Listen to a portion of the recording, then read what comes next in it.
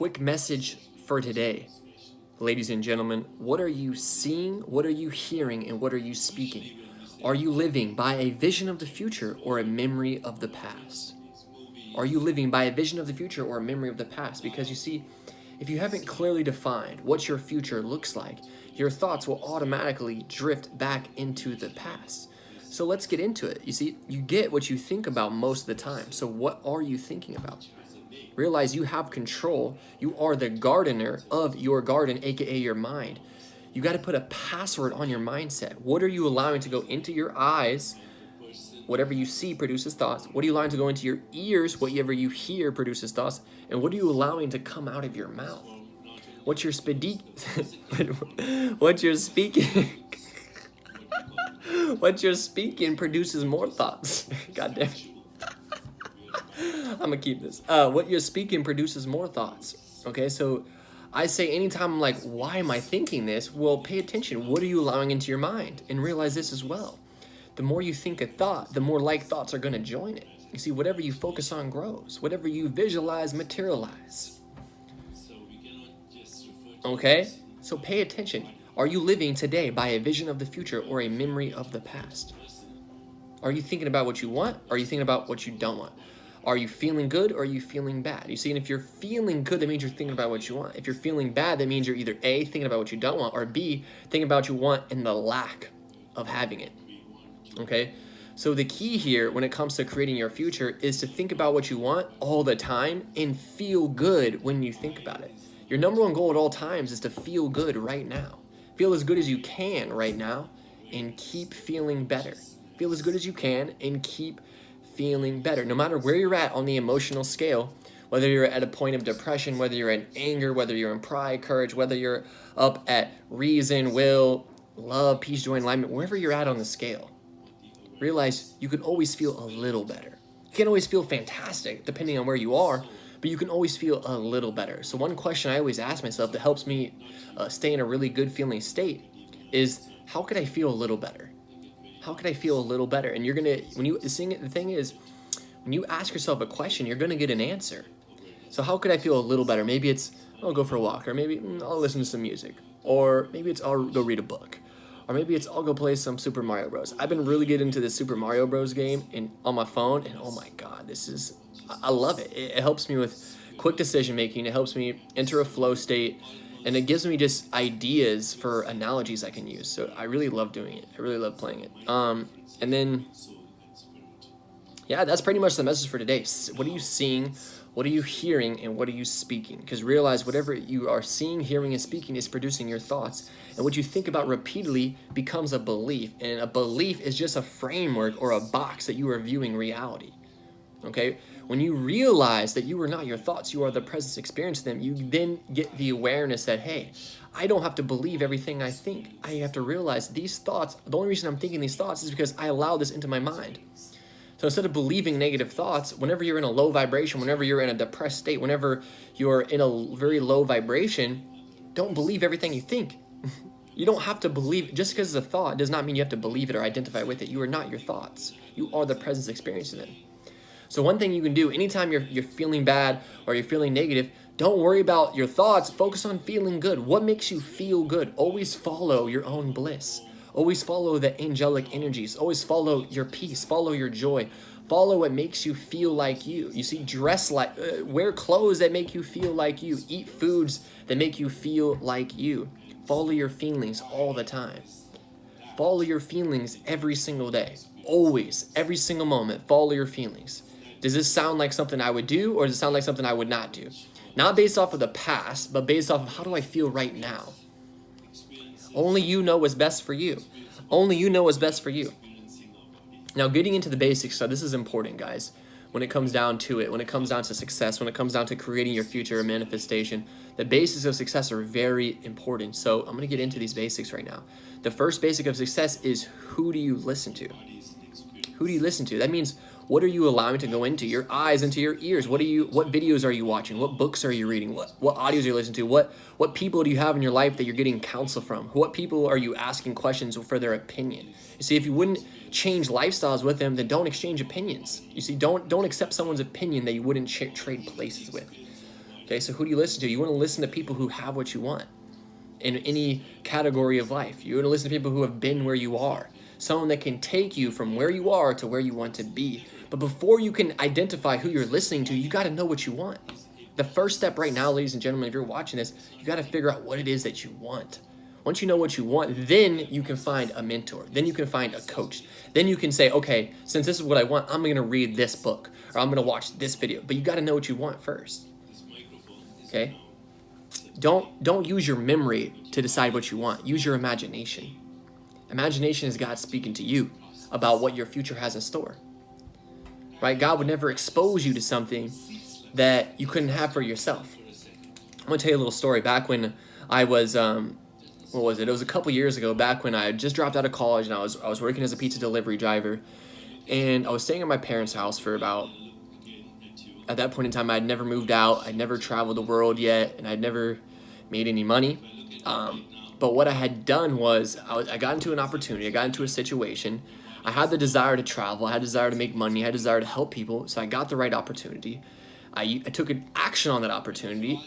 And a lot of us, we get opportunities that come right in front of our face, but we don't take action on them. And I've experienced this as well in my own life. Right? There's been times where I've took massive action on my intuition and it worked out well. And there's been times where I was afraid of what other people think and it didn't take action. Okay? It's happened both ways for me. I've experienced what to do and what not to do. But I was at that point, I was working as a pizza delivery driver, and I was a dropout in college. And what happened was I went to this event. I went to this convention, and I was exposed to more for the first time. At that point in time, I'd made maybe, I don't know, 10,000 or 15,000 in my entire life in the course of like 4 years working part-time, mowing lawns and pizza delivery, right? I had never made any type of money, really. And I was, for the first time, exposed to people making multiple 6 figures and 7 figures, and some of them even 8 figures. I was exposed to multimillionaires. And what happened was I began to realize that, what was I so afraid of? These people are just like me.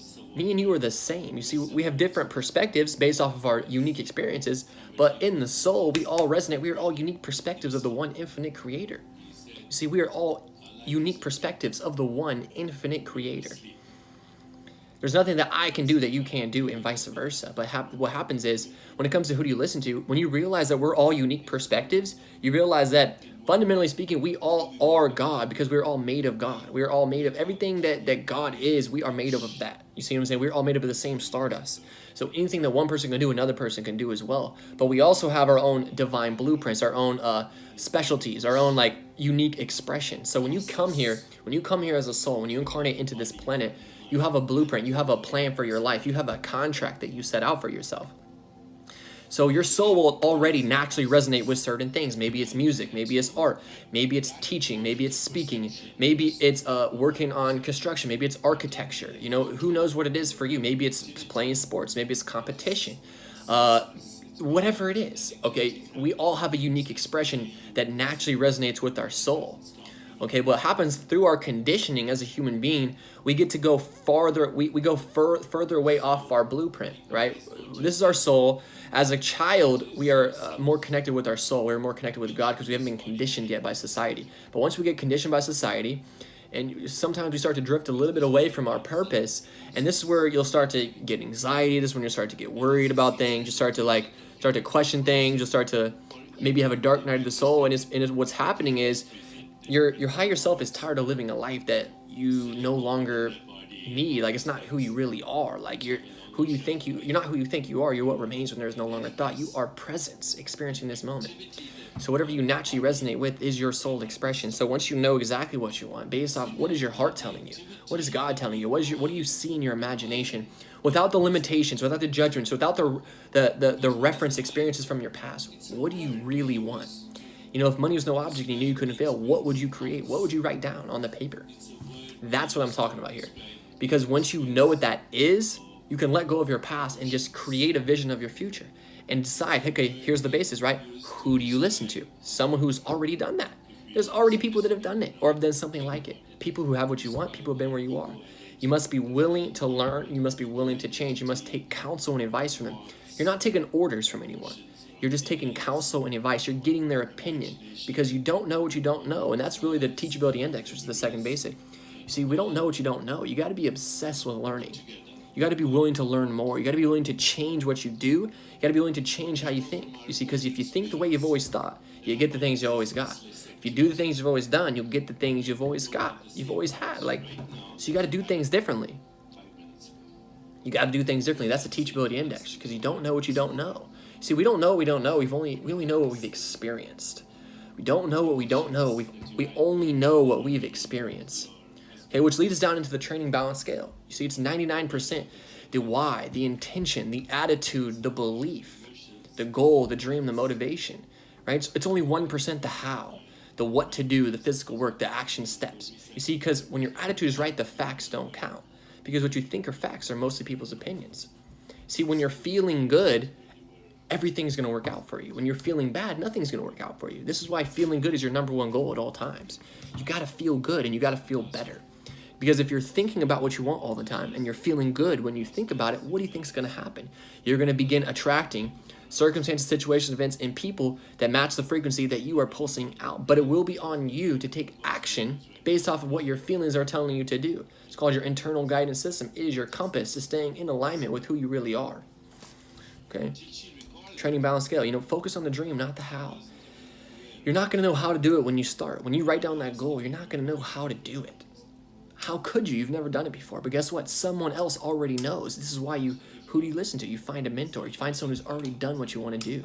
Maybe you want to travel the world. Maybe you want to be an artist, a musician, a public speaker, a teacher, a coach, an entrepreneur, a marketer, a salesman, I don't know, whatever else you may want to be. I don't know. But once you know what that is, then you can decide, okay, who am I going to take counsel and advice from?